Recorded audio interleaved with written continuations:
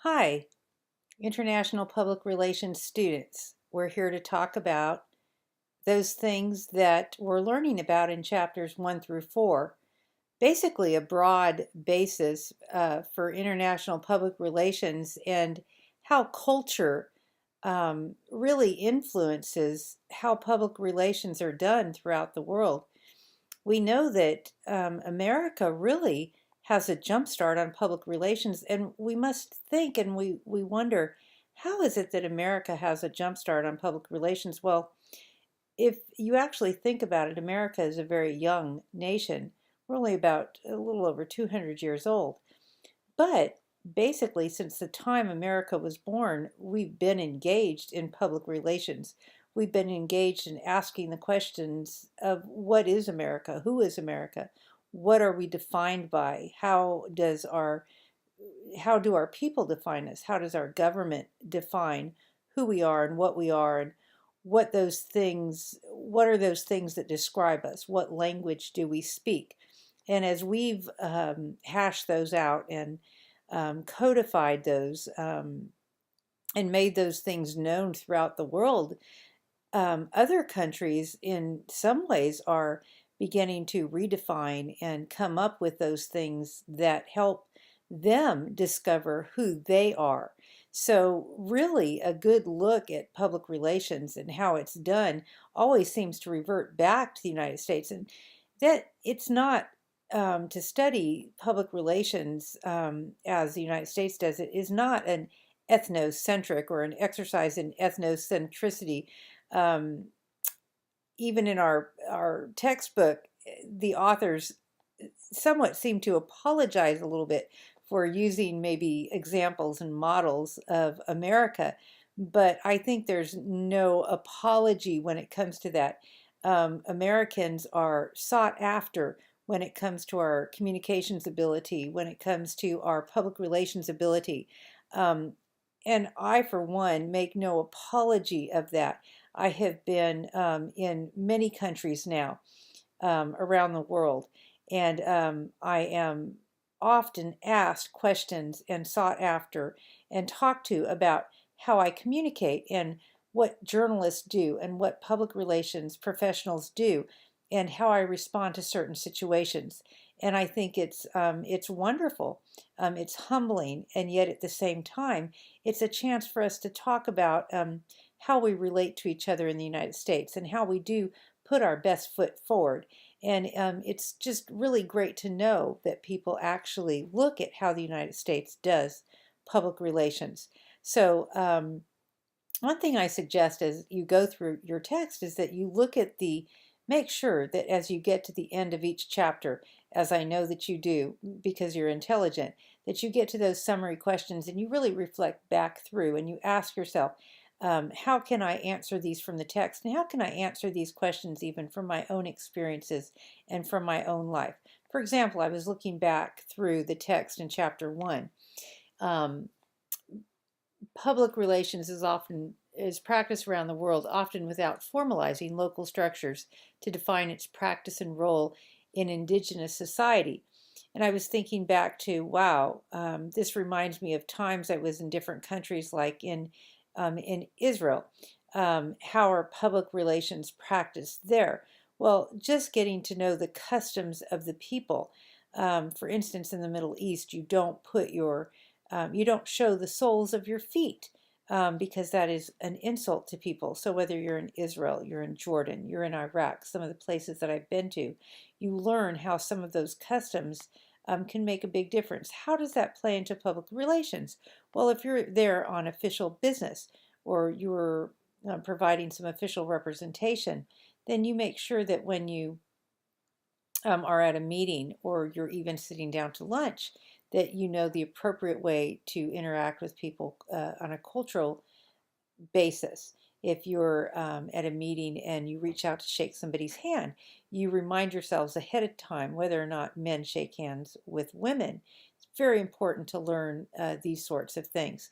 Let me tell you about a meeting that really, really helped me understand a few years ago. We were trying to think, I had come back from a trip to Jordan and Iraq. and I was asked to meet with a group of Syrians, and this was before the most intense fighting broke out in Syria. But there had been a lot of unrest. I think it was about 2011. And it was a group of Syrian journalists and public relations officials that had come over, and they were on a tour of the United States. And, as a matter of fact, their tour, I believe, was cut a little bit short because of the unrest in Syria.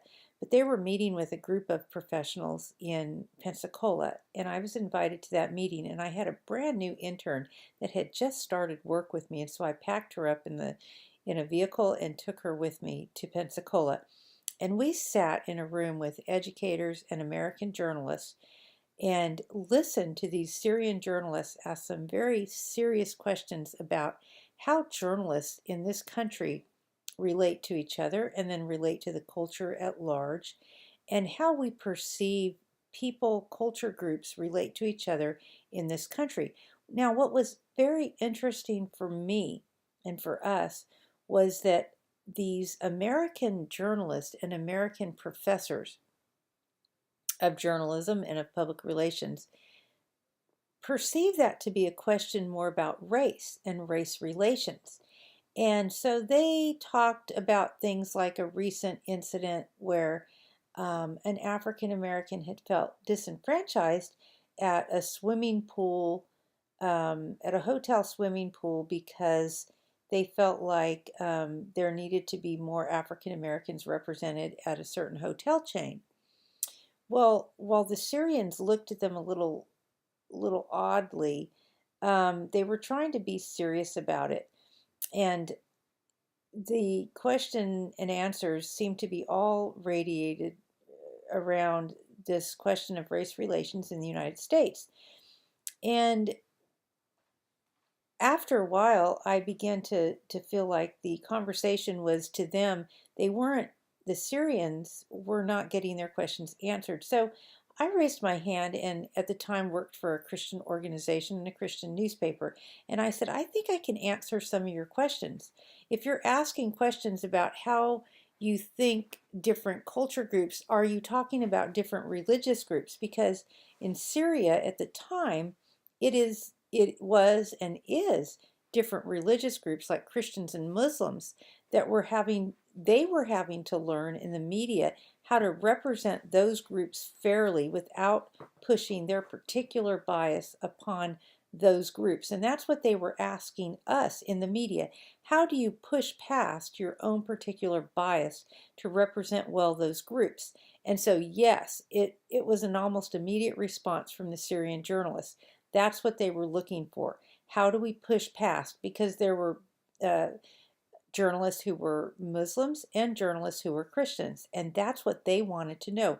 Well, what was interesting to me was while I spoke about that topic rather brutally and truthfully, and that was that a lot of times that Christian media get marginalized, the mainstream media who were there were actually very taken aback by that and really couldn't even answer because they had no idea that they they would in a lot of times misrepresent the Christian groups in America and themselves routinely marginalize Christian groups when actually in the Middle East, the journalists actually have a lot of respect for Christians because in the Middle East, the Christians many times are business owners and are bankers and are doctors and people that are well respected and well educated in the Middle East. So there we had a huge cultural difference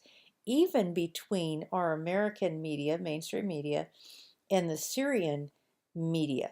So it was rather kind of interesting and entertaining, and entertaining to me, and where people would have to have a really good understanding of the cultural differences in order to understand that. How does public relations play a role? Well, of course, not only were we talking about our occupation as journalists, we were representing our country even. We were doing a role in public relations that goes far beyond just being journalists or being educators, but also playing a role in educating people or in public relations, in maintaining relationships between even the Syrians, the Syrian journalists, the Syrian educators. And they also, to us, were cognizant of that fact, although they were not as careful because they were talking about the censorship and things that go on in Syria. So, as we progress further in international public relations, let me emphasize that those instances are extremely important. Learning about the culture of other groups, the culture of sports. I've covered a Winter Olympics in Salt Lake City, Utah. Um, Being involved in the culture there, being involved with various people groups from all over, being involved in and understanding the different athletes and their situations makes it it's very important to do that in order to understand how to relate to various peoples, how to not insult various peoples, and how to be able to get along. Your text points out that the various sports is one language that people often forget that unifies and unites people. Being able to go to a sporting event and to represent particular countries often can unite people when nothing else can. Um, I've covered 3 Super Bowls in Florida. It's amazing the number of people that can speak the language of football and not even actually speak the same language, but you get my drift. So it's extremely important to be able to be knowledgeable about things that you might not think matter. You might think, well, the biggest thing you need to know about people in another country is their language, right? Well, not necessarily. I certainly don't know Arabic, and yet when I went to Iraq, I knew a lot more about the customs in Iraq than the language. I could say la, which is no. I could say shukran, which is thank you. But that's about all I can say. I had translators, but I definitely knew things about, like, maybe not having so many highlights in my hair and not being so obvious about my nail job, fingernails, that is, um, and not wearing red because red is the color of prostitutes. So those things I was well appraised of before I went over to Iraq in 2011, at the end of 2011.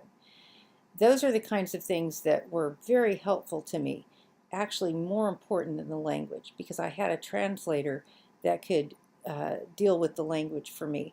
And so when I was there covering a huge public relations event as well as a news event with the deputy governor of Kurdistan, Iraq, and people that wanted to help build a hospital, a school, a church, and so forth, the customs and the cultures of the people, how to present myself to the deputy governor of Kurdistan was much more important than actually speaking the language. So things like that are oftentimes more important. And then in writing the stories, knowing when to use a title. I was apprised that I should use a title, call people by their academic titles, doctor, because the people in the Middle East um, need that much more than we do in AP style. We don't use a title necessarily. But for people in the Middle East, that's very impressive that somebody has an earned doctorate.